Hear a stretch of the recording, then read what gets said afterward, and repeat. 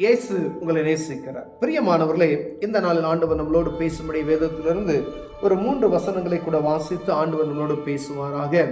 அது அப்போஸ்தலர் புஸ்தகம் 8வது அதிகாரம் 14, 15, 16வது வசனங்கள் இப்படியாக சொல்லுகிறது.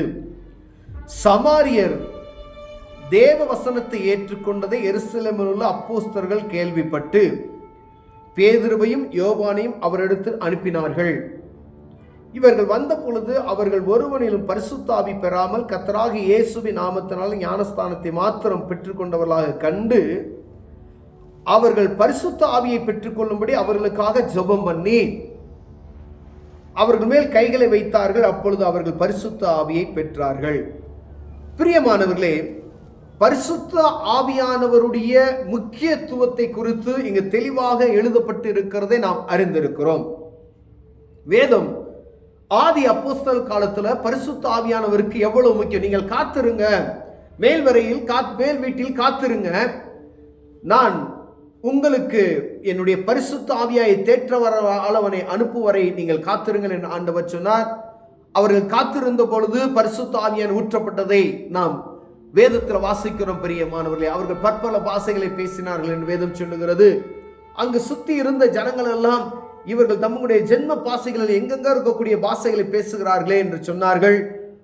பிரமிக்க செய்தார்கள். இவர்கள் மதுபானத்தில் நிறைந்திருக்கிறார்கள் பல பேர் சொன்னார்கள். அதுல அநேகர் இவர்கள் வேறு வேறு பாஷைகளை பேசிக்கொண்டு கர்த்தருடைய நாமத்தை துதித்துக் கொண்டிருக்கிறார்களே, எப்படி இவருடைய மொழி வேறு, இவர்கள் பேசுகிற மொழி வேறு அளவாய் காணப்படுகிறது என்று சொல்ல அதில் கேட்டிருக்கோம். பிரியமானவர்களே, அதே போலதான் இந்த இடத்துல அநேக திருச்சபைகள் இருக்கு, அநேக தேவ பிள்ளைகள் இருக்கிறோம்.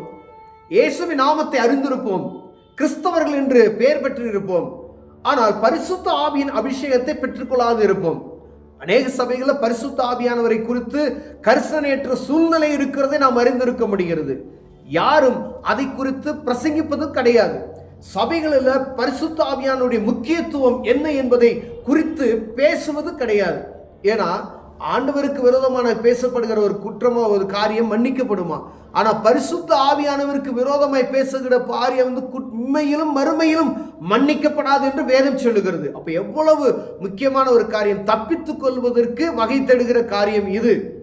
ஆனா பரிசுத்த ஆவியின் முக்கியத்துவம் இல்லாதபடிக்கு தேவனுடைய பிரசன்னத்தை நாம் அனுபவிக்க முடியாது, ஆண்டவரை தரிசிக்க முடியாது, ஆண்டவரோடு பேச முடியாது, ஆண்டவரோடு நாம் ஒருங்கிணைக்க முடியாத ஒரு சூழ்நிலை உண்டாகும். பிரியமானவர்களே, பேரு கிறிஸ்தவர்களாய் இருக்கலாம், பரிசுத்த ஆவியின் அபிஷேகம் இல்லாதபடி ஒன்றும் செய்யப்படாது.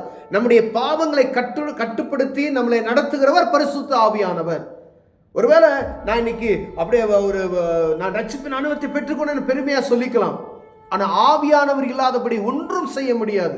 பரிசுத்த ஆவியானவரே நம்மை அடக்கி ஆளக்கூடியவர். பிரியமானவர், ஆவியானவர் நம்மை வழிகாட்டுகிறவராய் காணப்படுகிறார்.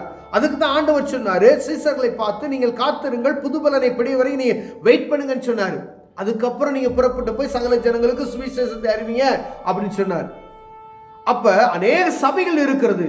பரிசுத்த ஆவியானவருக்கு எவ்வளவு முக்கியத்துவம் கொடுக்கிறோம் என்பதை பார்க்கும்படி ஆண்டவர் உங்களோடும் என்னோடு பேசுகிறார். பிரியமானவர்களே, எந்த இடத்துல பரிசுத்த ஆவியானவருக்கு முக்கியத்துவம் கொடுக்காமல் இருக்கிறோமோ, பயம் வேறு, ஆவியானவருக்கு கொடுக்கிற முக்கியத்துவம் வேறு. பயத்தின் நிமித்தமாய் ஆவியானவருக்கு கொடுக்க வேண்டிய முக்கியத்துவத்தை கொடுக்காமல் இருந்தோம்னா ஜனங்களை வஞ்சிக்கிறவர்களாய் காணப்படும். சத்தியத்தை சத்தியமாய் போதித்து விட்டால் கர்த்தருடைய நாமம் மகிமைப்படும். சத்தியத்தை மறைத்து வைக்காதபடி சத்தியத்தை ஜனங்களுக்கு கருத்தாய் போதித்து விட்டோமானால் கர்த்தருடைய வருகையின் போது அவருக்கு நாம் கணக்கு ஒப்புவிப்பத குற்றவாளிகளாய் அந்த இடத்துல இல்லாது இருப்போம். பிரியமானவர்களே, அப்ப எல்லா ஜனங்களும் சத்தியத்தை அறிந்து கொள்ளணும். சத்தியம் என்ன சொல்லுகிறது? பரிசுத்த ஆவியானவரை நீங்கள் பெற்றுக்கொள்ள வேண்டும் என்று சொல்லப்படுகிறது. பிரியமானவர்களே, பரிசுத்த ஆவியானவர் ஒரு மனிதனுக்குள் இல்லாவிட்டால் நான் கிறிஸ்தவனாய் இருக்கிறேன், நான் பாரம்பரிய கிறிஸ்தவனாய் பரம்பரை கிறிஸ்தவனாய் இருக்கிறேன் அப்படி என்று சொல்லிவிட்டு ஞானஸ்தானம் எடுத்து விட்டேன் என்று சொல்லிவிட்டு பரிசுத்த ஆவியானவரை நான் தரித்துக் கொள்ளாதவனாய் இருந்தேனானால் அது ஒரு பிரயோஜனம் இல்லை. ஆகாயத்தில் சிலம்பம் பண்ணுவதற்கு சமானம். பிரியமானவர்களே, அப்ப நான் பரிசுத்தமா வாழணும் அப்படின்னா, நான் பாவத்தை விட்டு வெளியே வரணும் அப்படின்னா, நான் கிறிஸ்தவன் ஆனா எனக்குள்ள பாவம் இருக்கிறது, அப்ப பரிசுத்த ஆவியானவர் இல்லைன்னு அர்த்தம். நீங்க பாவம் செய்ய ஆரம்பித்தா பரிசுத்த ஆவியானவரை துக்கப்படுத்துவீங்க, அவர் உங்களை விட்டு வெளியே போயிடுவார். அநேக இடங்கள்ல பரிசுத்த ஆவியானவருக்கு முக்கியத்துவம் கொடுக்கிறது இல்லை. ஏன்னா அந்த பரிசுத்த ஆவியானவர் வரும்பொழுது ஜாக்கிரதையா இருக்கணும். ஏன்னா நம்ம குற்றவாளிகளை நின்று விடுவோம். ஒரு எப்படியாக சொல்லுவோம், பிசாசு வெளியே போகும்போது என்ன செய்யும், அலக்கழித்து ஒரு மனிதனை என்ன செய்யுமா, அவனை கீழே உருட்டி அவனை போட்டு பரட்டி எடுத்து வெளியே போகுமா. ஆனால் பரிசுத்த ஆவியானவர் சைலண்டா வெளியே போயிடுவார். நீங்க துக்கப்படுத்துனீங்க அப்படின்னா அவரை கஷ்டப்படுத்தணும்னு நினைச்சா அப்படியே அமைதியா வெளியே போயிடுவார் உங்களை விட்டு. அப்ப பரிசுத்த ஆவியானவர் ஒரு மனிதனுக்குள்ள வரும்பொழுது எப்படி, ஆதியிலே ஜலத்தின் மீது ஆவியானவர் அசைவாடினார், பூமி ஒழுங்கும் கிரமமாய் மாறினது என்று வாசிக்கிறோம். அப்ப எனக்குள்ள பரிசுத்த ஆவியானவர் இருந்தா நான் ஒழுங்கும் கிரமமாய் மாறுவேன். அப்போ ஒரு சபைக்குள்ள பரிசுத்த ஆவியானவர் இருந்தால் அந்த சபை என்னச்சுமா, ஒழுங்கும் கிரமமா. அப்போ பரிசுத்த ஆவியானை குறித்து ஜனங்களுக்குள்ள பேசப்படும் பொழுது பரிசுத்த ஆவியானை நீங்க பெற்றுக்கொள்ள வேண்டும் என்கிற சத்தியத்தை ஜனங்களுக்கு சொல்லுவதற்கு நாம் அழைக்கப்படுகிறோம். அவர்கள் பரிசுத்த ஆவியை பெற்றுக்கொள்ளும் போது அவர்கள் பரிசுத்தவான்களாய் மாறுவார்கள் என்பதை அவர்களுக்கு அறிவிக்க வேண்டும். அவன் பாவத்தை மேற்கொள்வதற்கு பரிசுத்த ஆவியானவனோடு கூட இருப்பான். ஆனால் பாவத்தை மேற்கொள்ள ஒரு மதுபான பிரியனாய் இருக்கும் பொழுது அந்த மதுபானத்தை விட்டு அவனுக்கு வெளியே வருவதற்கு ஆசையா இருக்கிறது.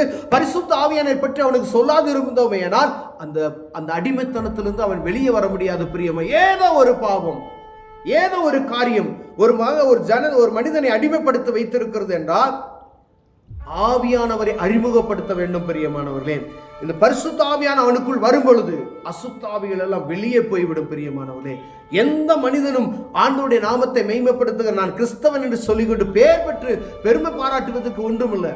ஆவியானவர் உனக்குள் அசைவாடுகிறாரா? ஆவியானவர் இதை செய்யாதுன்னு சொல்லி நம்ம கற்றுக் கொடுப்பார். எவ்வளவு பெரிய கோபம் தலைதறிக்க வெடிக்கிறது போல வந்தால் ஆவியானவர் அருமையா அதை நடத்துவார்.